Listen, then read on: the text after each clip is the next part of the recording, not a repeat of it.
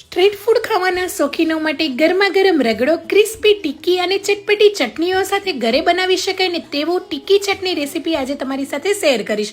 તો એના માટે આ રીતે 300 ગ્રામ જેટલા બટેટાને બાફી લઈશું અને સરસ રીતે મેશ કરી દઈશું. બટેટા મેશ થઈ જાય એટલે એની અંદર સ્વાદ પ્રમાણે મીઠું, અડધી ચમચી હળદર, અડધી ચમચી જીરા પાવડર, અડધી ચમચી આમચૂર પાવડર, લીલા ધાણા અને 3 ચમચી ચોખાનો લોટ એડ કરીશું. એની જગ્યાએ કોર્નફ્લોર એડ કરી શકો. મિક્સ કરી લઈશું અને આ રીતે ટિક્કીને બનાવી લઈશું. બધી ટિક્કી અહીંયા તૈયાર થઈ ગઈ છે. હવે ટિક્કીને આપણે સેલો ફ્રાય કરવાની છે. તો 2 થી 3 ચમચી તેલની અંદર આ રીતે બધી ટિક્કી મૂકીને પલટાવીને સરસ રીતે બંને સાઈડ ક્રિસ્પી કરી લઈશું. તો એકદમ સરસ મજાની ક્રિસ્પી ટિક્કી તૈયાર છે. હવે રગડો બનાવવા માટે અહીંયા અડધો કપ જેટલા વટાણાને 5 થી 6 કલાક માટે પલાળી દઈશું.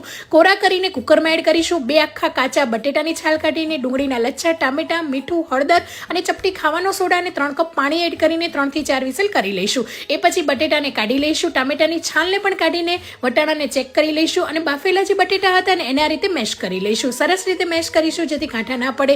મરચું, ગરમ મસાલો એડ કરી લઈશું. લીંબુનો રસ અને 3 કપ જેટલું ગરમ પાણી એડ કરીને મિક્સ કરી લઈશું. એકદમ ઘટ રગડો તૈયાર છે. વઘાર માટે 1 ચમચી તેલની અંદર જીરું, હિંગ અને લાલ મરચું પાવડર એડ કરીને ઉપર સ્પ્રિંકલ કરી લઈશું. ઉપરથી લીલા ધાણા એડ કરીને ગરમા ગરમ રગડાને પ્લેટમાં સર્વ કરી લઈશું. એની ઉપર બનાવેલી ક્રિસ્પી કરારી ટિક્કી અને એની ઉપર ફરીથી રગડો, ખાટી મીઠી તીખી ચટણી, ઝીણા કટ કરેલા ટામેટા, ડુંગળી, સેવ, લીલા મરચા એડ કરીને ગાર્નિશ કરી લઈશું. અને હા, નાગરવેલ પત્તા ચાટની રેસીપી જોઈતી તો કમેન્ટ કરવાનું ભૂલતા નહીં. Thank you.